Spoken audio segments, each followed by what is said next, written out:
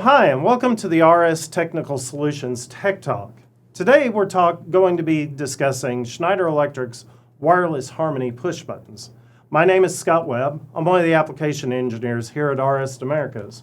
And today we have our guest, Josh Mitchell from Schneider Electric. Josh, you want to introduce yourself and give a little bit about yourself? Sure. Hey everybody, my name's Josh Mitchell. I work for Schneider Electric. I'm our National Business Manager for our control and signaling products. Awesome. So we're talking about Harmony wireless push buttons today.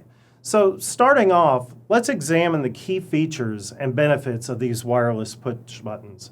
And how do they enhance safety and efficiency in the industrial environment? Sure. So at its core, our Harmony wireless push button solutions are a set of contact blocks and receivers that work with any of our Harmony 22 millimeter push buttons, whether it's metal, whether it's plastic, whether it's a mushroom head style push button, whether it's a standard push button, whether it's a selector switch.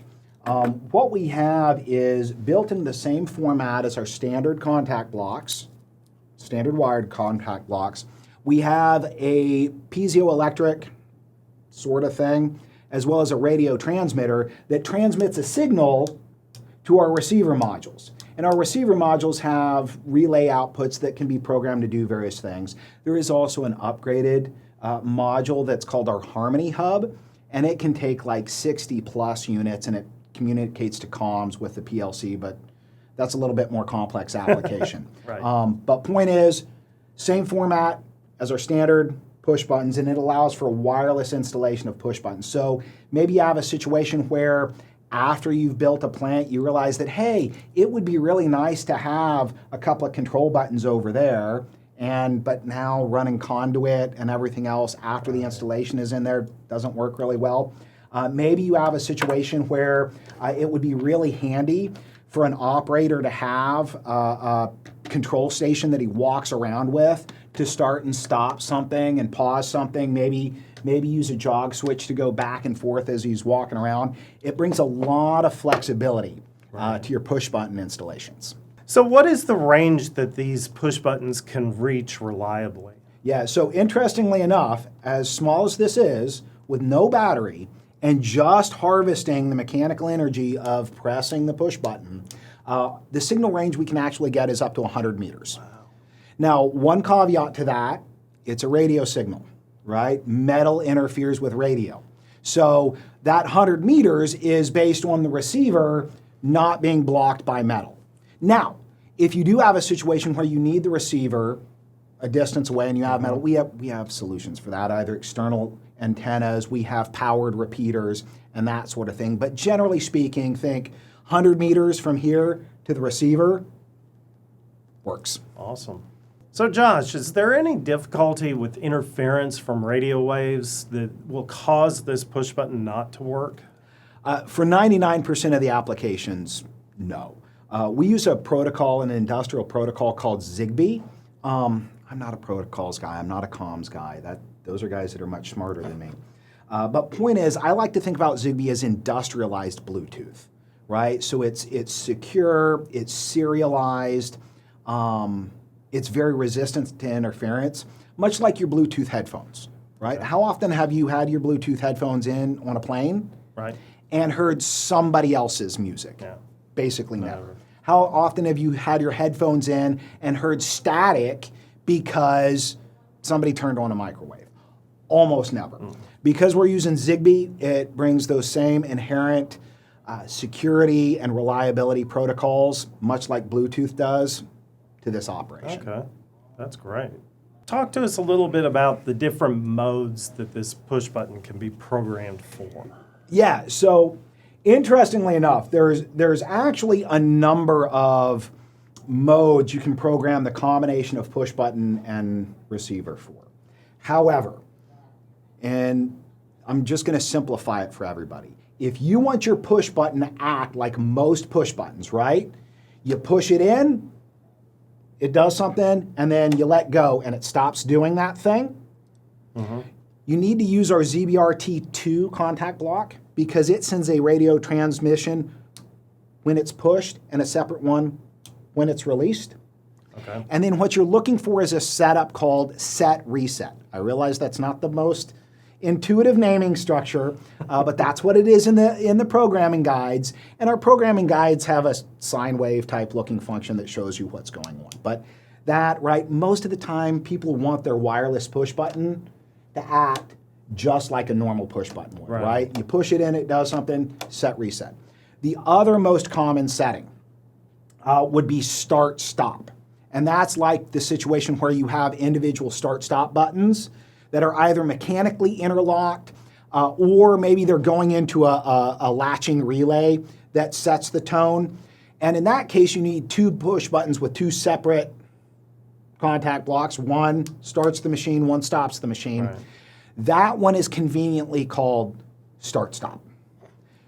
Between those two settings, you're probably going to cover 99% of the applications. There are some other funky things we have. One's called bistable, one's called monostable. Don't want to get into that because it's very niche things. But primarily, set reset if you want it to be a standard, start stop if another. Though I will say that if you have a lot of push buttons, again, we've got this option called the Harmony Hub.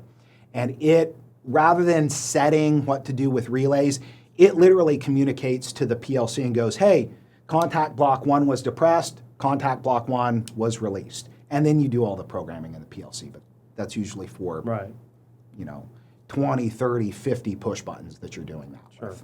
Sure. So could we have a demo of your product? Yeah, absolutely.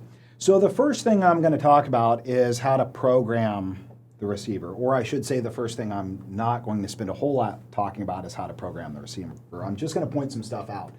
Generally speaking, and we've got videos for this online, and this is why I'm not going to go into it. And we have videos for how to set it up for set reset, how to set it up for start stop. We've got videos that show everything.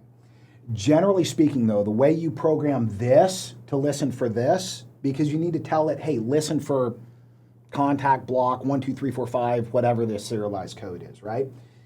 You hit these in a certain situation, you hit this a couple of times so it hears it, it flashes to confirm, and then you do some things to tell it what to do with that signal. It's not the most intuitive, but these little symbols here kind of tell you whether it's set, reset, start, stop, monostable, all of those things. So that's how you program it. I'm not going to get into that. What I am going to show you is how easy it is to assemble these. So first off, I want to show you guys what's set up here, right? We have this push button, turns on that light, right? This push button turns on that light. I'm going to take the contact blocks off the back here, and I'll show you this. The contact blocks are here, but I'm going to show you how simple it is to take one of our selector switches. I'm going to take the contact blocks, and as long as I get them the right direction, they snap right in here. And now, rather than using two push buttons to do it, I can use this, the selector switch, to do it. And in this case, it's actuating both of them at one time because it's a two-position selector switch. If this was a three-position selector switch, you could set one to go here, one to go that side. Simple as that to convert a wired push button into wireless. Excellent. That seems really simple. So we've integrated these Harmony push buttons into our conveyor system as well. So do you want to do a quick demo on that as well, Josh? Yeah, sure. The way these are set up is conveyor stop and then conveyor start. And one thing that is here that I forgot to mention that we have as an option for our push buttons is we have a visual feedback option. Right. What this does is this LED module, because I talk about this being a transmitter, it's actually a two-way signal. This sends a signal to the receiver saying, hey, I was pressed, and then the receiver actually sends a signal back saying, okay, I heard you. Okay. Well, if you wanted to, you can put our visual feedback module in with it, and it can't see it in here very well, but there's pins that set up here to do it. So what happens is once it gets the I heard you signal back, then it flashes. This is not flashing simply because I depressed this.